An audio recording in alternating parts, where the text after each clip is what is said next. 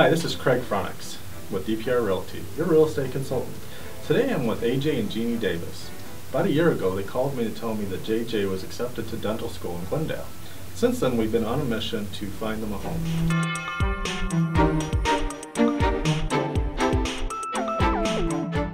It's amazing. It's been so much fun to have our own home. I think it's the American dream. We've got this new little baby here, and she's a squirmy worm, huh? This is Amelia.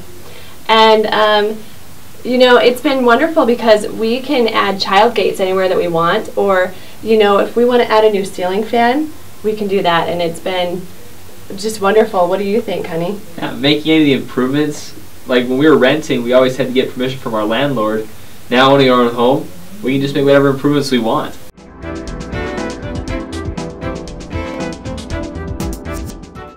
Definitely wasn't as easy as we thought it was going to be. We thought it would be a lot easier than it was. There's a lot more paperwork than we expected, and for our situation was really difficult. Luckily, you were able to help us out a lot, and so was Scott, and helping us to get everything we needed done. And our situation was probably one of the most difficult, and for us to have such a great real estate agent and have such a great mortgage agent was really helpful for us to get everything we needed.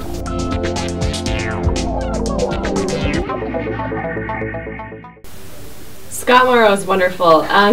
Honestly, we were talking about it at least four people before we got to Scott, and the experience was night and day between Scott and the other mortgage agents that we worked with. We tried going through banks, and we tried going through people that our friends had referred us to, and our situation was pretty unique.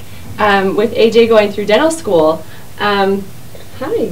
With AJ going through dental school, it was very unique because we were looking at me being a stay-at-home mom, and we were looking at different things happening, and we had to find someone who was willing to work with us with all of those things. And one person just laughed at us when we called them.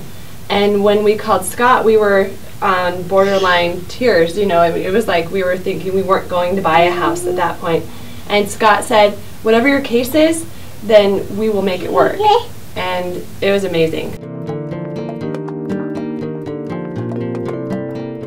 And the biggest thing we would have done differently is when we were looking for the house, we would have widened our search a little bit more early on. Mm-hmm. At first we had a really narrow search. We had really specific things we wanted, and we realized that in the price range we were looking for, we weren't going to get everything we wanted.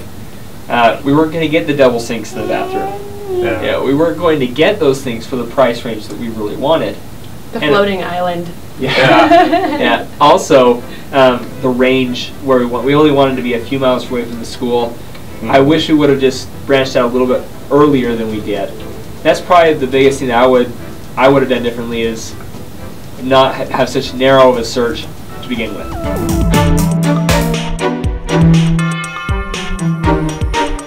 And the other advice that I have is a couple of things. I think when you find that house that you really like, I think that what you should do is go there several times during the day and try that commute of like going to school or going to the work where you're going to be working, and try to figure out, you know, is that something that you want to deal with all the time?